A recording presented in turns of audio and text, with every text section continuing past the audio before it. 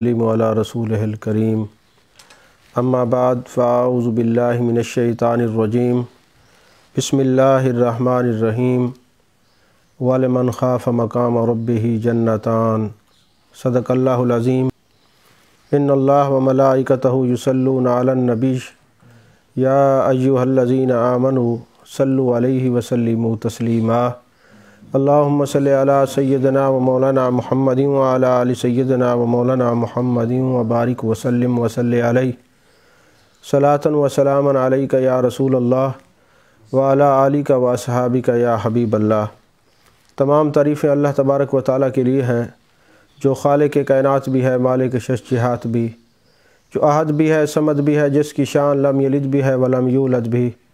لا تعداد ہدیہ درود و سلام بارگاہ سید الانام، شفیع رحمت، والی امت، شاہ خوباں، جان جانا، شہنشاہ حسینہ، سید سروراں، سیاہ لا مکاں، تتیمہ دوراں، سرخیل زہرہ جمالہ، رازدان ماوہا، شاہد ماتغا، صاحب علم نشرہ، معصوم آمنہ، احمد مجتبیٰ، حضرت محمد مصطفیٰ صلی اللہ علیہ وآلہ وصحبہ وبارک وسلم کی دربار ناز میں اپنی عقیدتوں، ارادتوں، محبتوں کا خراج پیش کرنے کے بعد الحمدللہ آج شب بارات کے حوالے سے جمعہ پر سیر حاصل گفتگو ہو گئی ہے، اور اس لاک ڈاؤن کی وجہ سے اور کرونا وبا کی وجہ سے چونکہ پروگرام کینسل کر دیے گئے ہیں، اور یہ جو محفل ہوتی ہے یہ درس تصوف کی محفل ہوتی ہے، تصوف پر گفتگو ہوتی ہے، تو آج شب بارات کو ہم تصوف کے حوالے سے دیکھیں گے، اس پر تھوڑی سی گفتگو ہوگی۔ شب بارات کے حوالے سے جو اعتراضات تھے لوگوں کے قرآن و حدیث کی روشنی میں الحمدللہ وہ ہم نے جمعۃ المبارک پر ان کو کلیئر کر دیا ہے۔ اب یہ محفل چونکہ تصوف کی ہے اور تصوف کے حوالے سے تھوڑی سی گفتگو ہوگی۔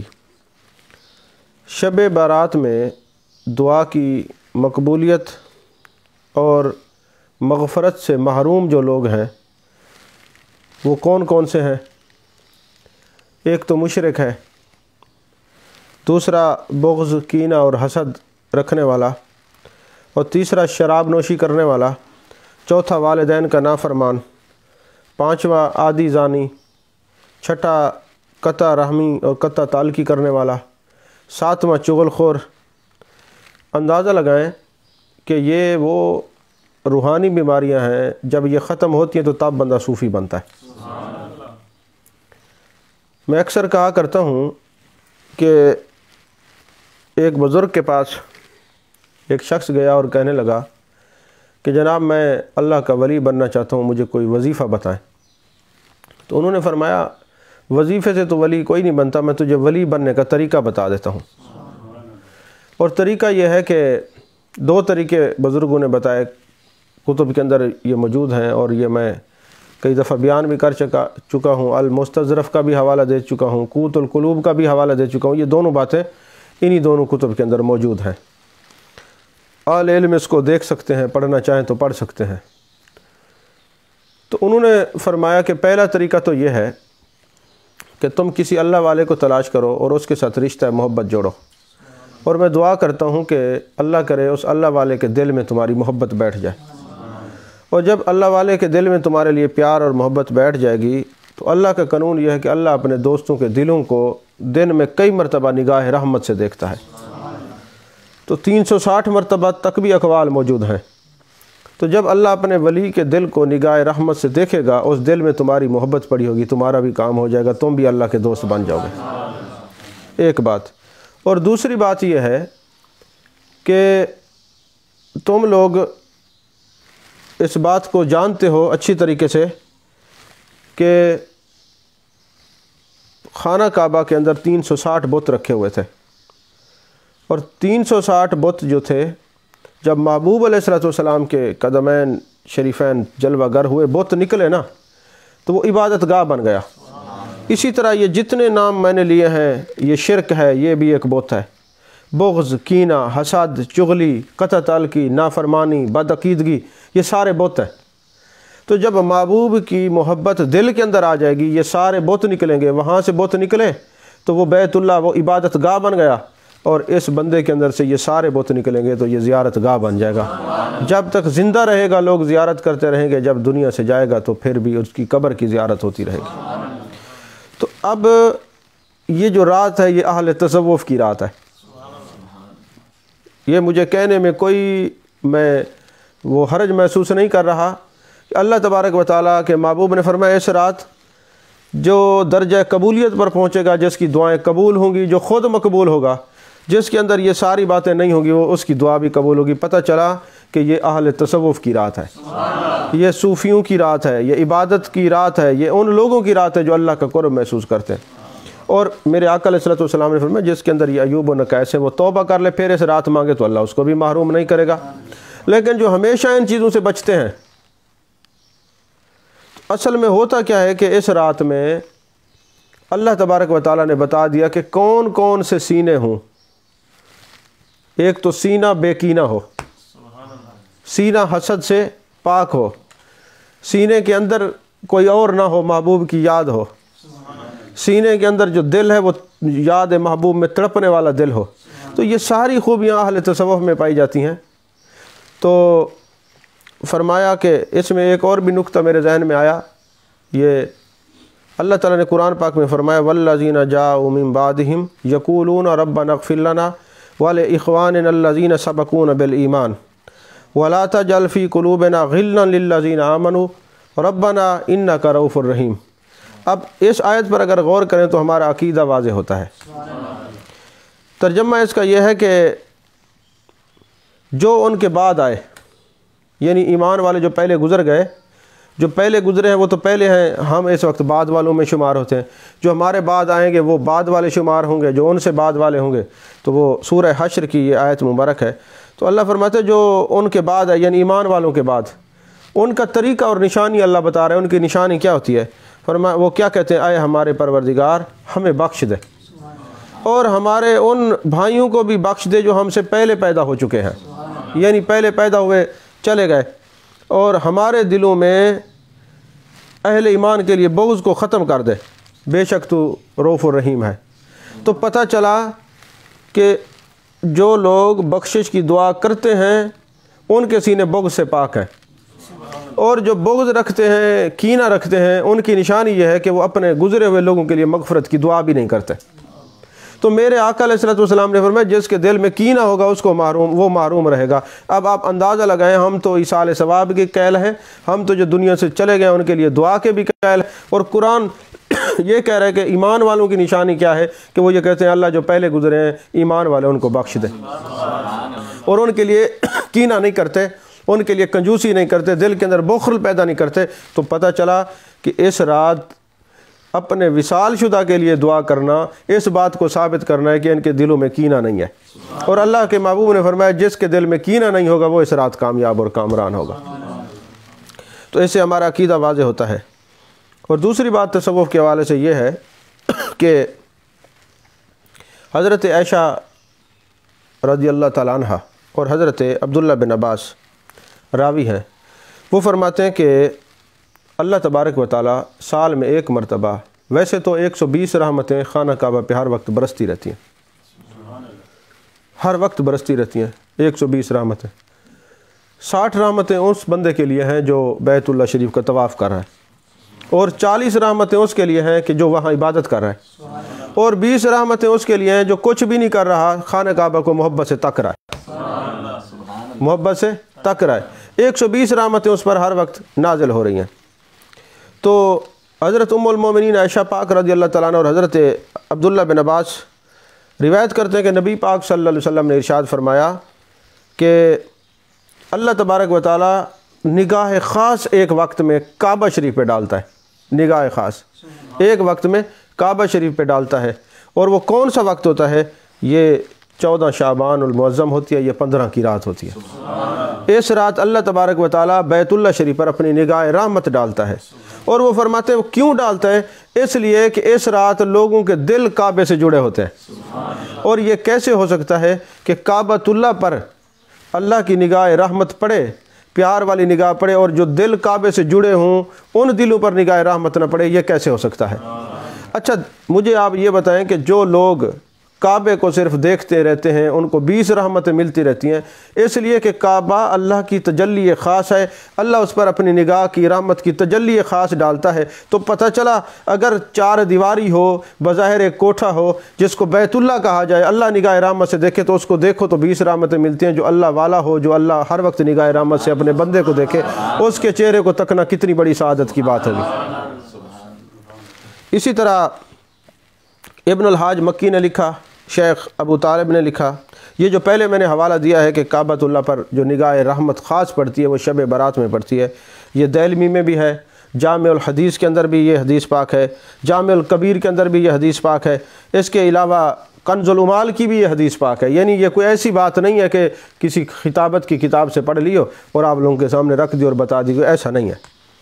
اسی طرح ابن الحاج مکی، شیخ مکی بن ابی طالب لکھتے ہیں سبل الہدی والرشاد کے اندر بھی یہ بات موجود ہے، 3 کتب کے اندر، کہ جب شب برات ہوتی ہے نا 14 شعبان کو، تو اللہ تبارک و تعالی زمزم کے اندر مٹھاس پیدا کر دیتا ہے اور زمزم کے کنویں کے اندر اضافت فرما دیتا ہے۔ اب میں آپ سے یہ پوچھتا ہوں، اچھا یہ جو بزرگ ہیں، یہ تینوں بزرگ یہ کہتے ہیں کہ ہم نے یہ تجزیہ کیا ہے، تجربہ کیا ہے کہ شب برات میں نا ہوتا کیا ہے کہ زمزم کا کنواں پہلے سے زیادہ اوپر آ جاتا ہے، پانی میں اضافت ہو جاتی ہے، پانی کا ذائقہ اچھا ہو جاتا ہے، پانی سے خوشبو آنا شروع ہو جاتی ہے اور وہ پہلے سے زیادہ بڑھ جاتا ہے۔ اور اہل عرب جو ہیں، پہلے جو اہل عرب تھے ان کا تو نہیں پتہ، یہ چونکہ کئی کئی صدیاں پرانی کتابوں کے مصنفین ہیں، فرماتے ہیں لوگ جاتے تھے کہ آج شب برات ہے اور جا کے ہم زمزم شریف کا پانی پئیں گے، پہلے سے زیادہ میٹھا ہوگا، لذیذ ہوگا، ذائقے دار ہوگا اور پہلے سے بڑا ہوا ہوگا، اور وہ جاتے تھے اور رسائی بڑی مشکل ہوتی تھی۔ تو اس کے اندر میں نے جب غور کیا ہے کہ آخر زمزم کے کنویں کے اوپر اتنا فضیلتیں کیوں ہوتی ہیں، کہا ایک تو اس کو بیت اللہ کا قرب ہے، اور دوسرا اس کی جو نسبت ہے وہ حضرت اسماعیل علیہ السلام کے قدموں سے ہے۔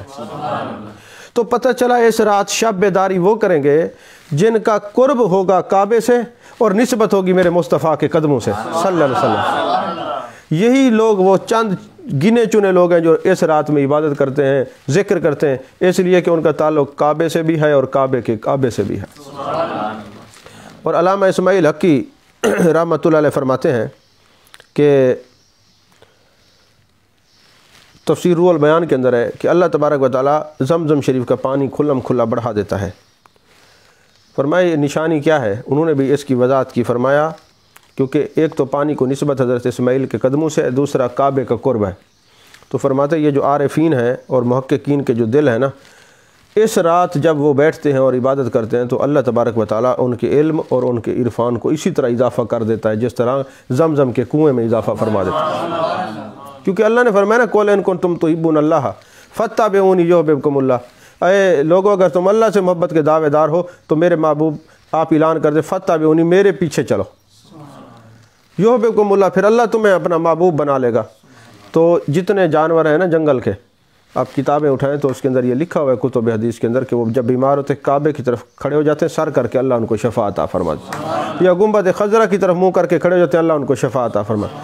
یہ جو ہم قبلہ کی طرف منہ کرتے ہیں اس کی کئی وجوہات ہیں، کہ یہ بھی ہے کہ ہمیں شفاء قلب نصیب ہوتی ہے کہ ہم ادھر منہ کر کے کھڑے ہوئے ہیں، ورنہ سجدہ کعبے کو نہیں ہے، سجدہ تو اللہ کو ہے۔ جو سجدہ کا یہ کہے کہ کعبے کو سجدہ کرتے وہ تو مشرک ہے، سجدہ تو اللہ کو ہے، یہ سمت کی طرف تو منہ کیا جاتا ہے۔ تو پتہ چلا کہ یہ جو عرفاء تصور شیخ کرتے ہیں وہ صرف ان کی سمت اپنے شیخ کی طرف ہوتی ہے، دل تو خدا کی طرف ہوتا ہے نا، تبھی تو انوار و تجلیات کا مرکز بنتے ہیں۔ تو یہ عرفاء کے وہ خاص مضامین ہیں اور خاص نکتے ہیں کہ جو عام لوگوں کی رسائی نہیں ہے، عام لوگ اس تک نہیں پہنچ سکتے۔ یہ جن لوگوں کا میں نے نام لیا ہے یہ انہی کا خاصہ ہے۔ تو ایک واقعہ حضرت مالک بن دینار رحمۃ اللہ علیہ کا میری نظر سے گزرا، تو میں چاہتا ہوں کہ میں آپ لوگوں سے بھی وہ بیان کر دوں۔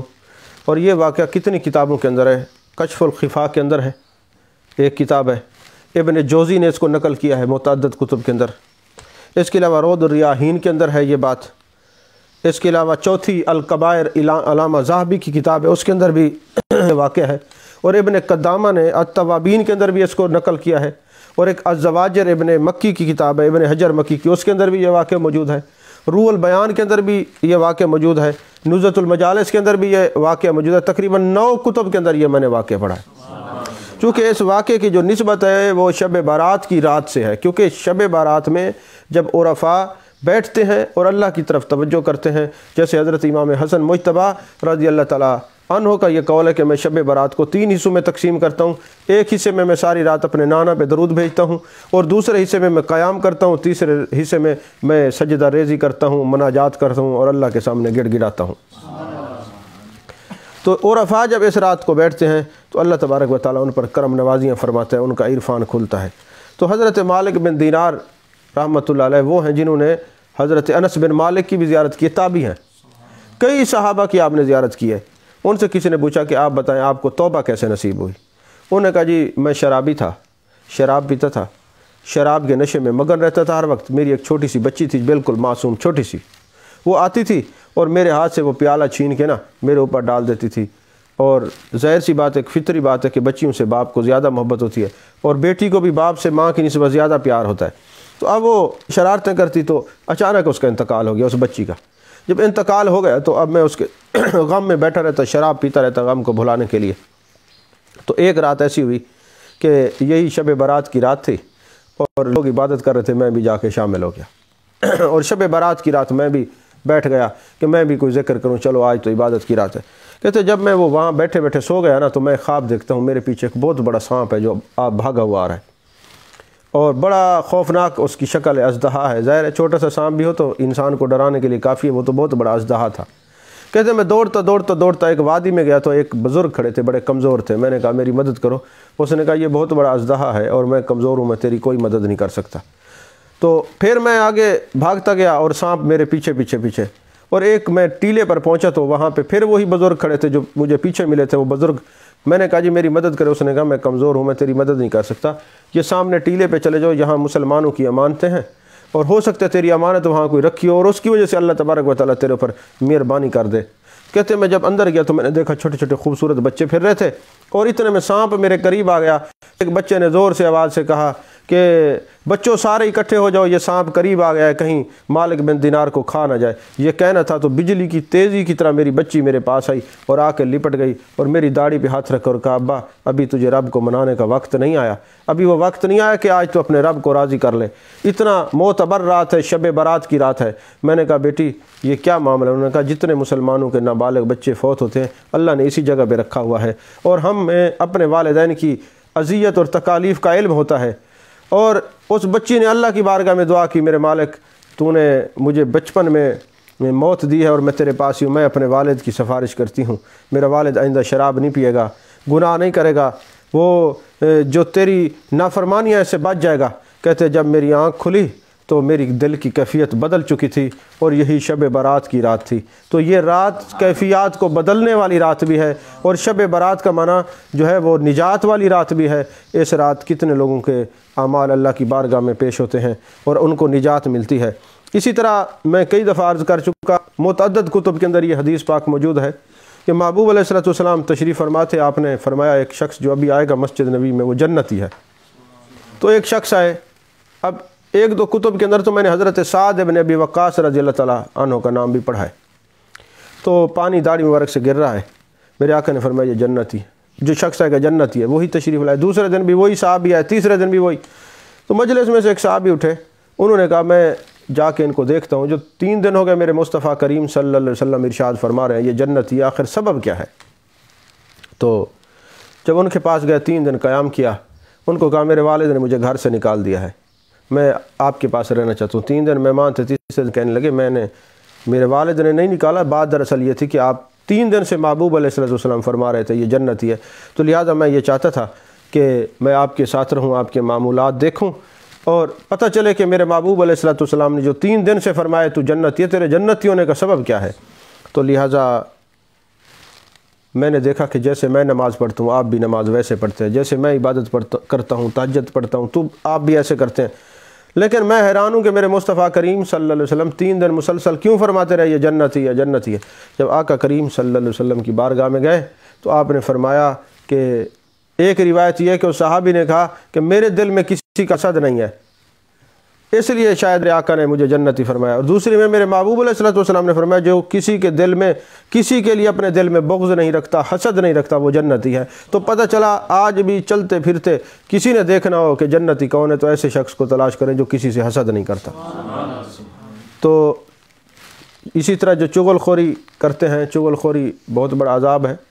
میرے آقا علیہ السلام جا رہے تھے، آپ کی سواری بدک گئی، آپ سواری پہ جلوہ گر تھے، تو جس سواری پہ میرے آقا تشریف فرماؤ جو سواری کو پتہ چل جاتا ہے قبر میں کیا ہو رہا ہے، تو میرے آقا علیہ السلام اترے اور فرمانے لگے جاؤ 2 جو ہے نا ٹہنیاں توڑ کے لاؤ۔ ٹہنی آدھی کاٹ کے سرکار نے ایک ٹہنی منگوائی اور ایک قبر پہ رکھ دی اور دوسری قبر پہ رکھ دی، اور میرے آقا علیہ السلام نے فرمایا ان پر عذاب ہو رہا تھا، اور وہ دوسری امتوں کے لوگ تھے، میرے محبوب کے صحابہ نہیں تھے۔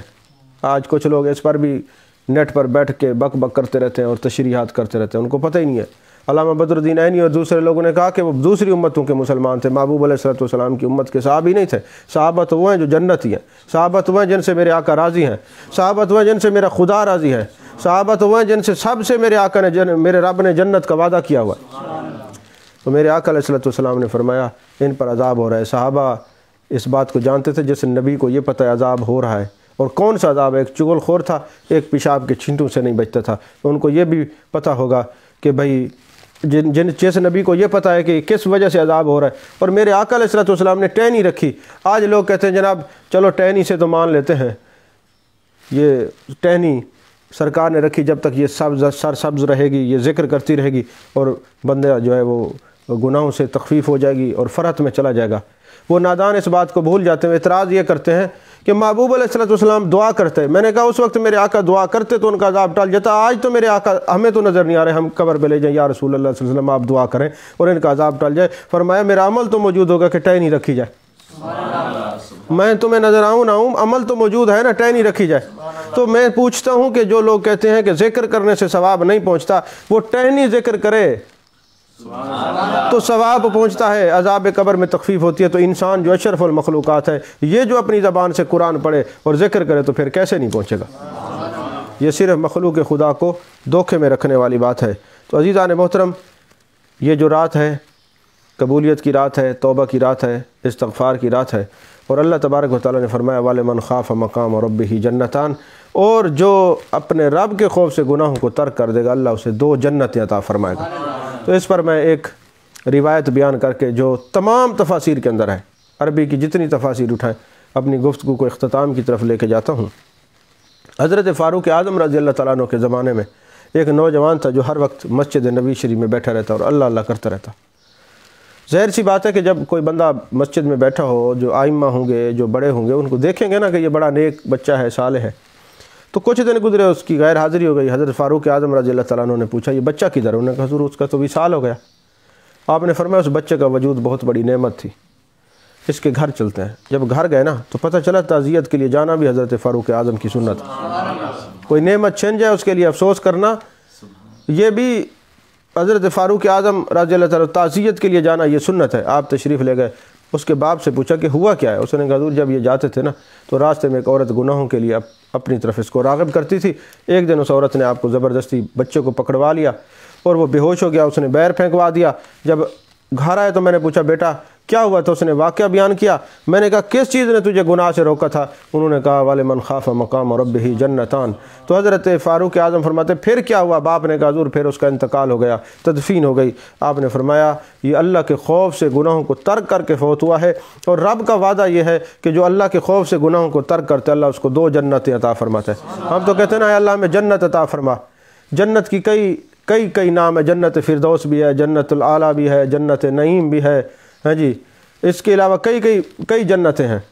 تو میرے آقا علیہ السلام کے صحابی حضرت فاروق اعظم رضی اللہ تعالیٰ عنہ اس کی قبر پہ تشریف لے گئے اور قبر پہ کھڑے ہو کے فرمایا نوجوان تمہیں مبارک ہو، اللہ نے فرمایا جو گناہوں سے اللہ کے خوف سے گناہوں کو ترک کرے گا اللہ اس کو 2 جنتیں عطا فرمائے گا۔ تو قبر انور سے اس بچے کی قبر سے آواز آئی، نوجوان کی قبر سے، وہ روشن قبر سے آواز آئی اے امیر المومنین میری روح بعد میں نکلی، اللہ نے مجھے 2 جنتیں پہلے عطا فرمائی۔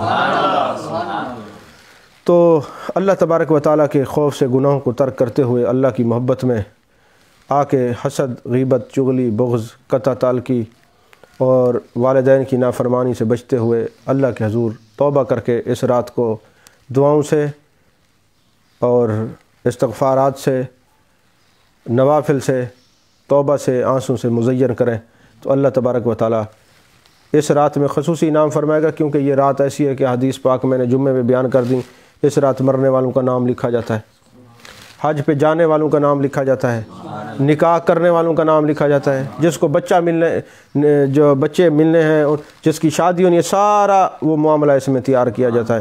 تو اس لیے اس رات عافیت کے ساتھ ساتھ اللہ کی بارگاہ میں اس دعا کے ساتھ گفتگو کو ختم کرتے ہیں، جنت بھی گوارا ہے مگر میرے لیے، اے کاتب تقدیر مدینہ لکھ دے۔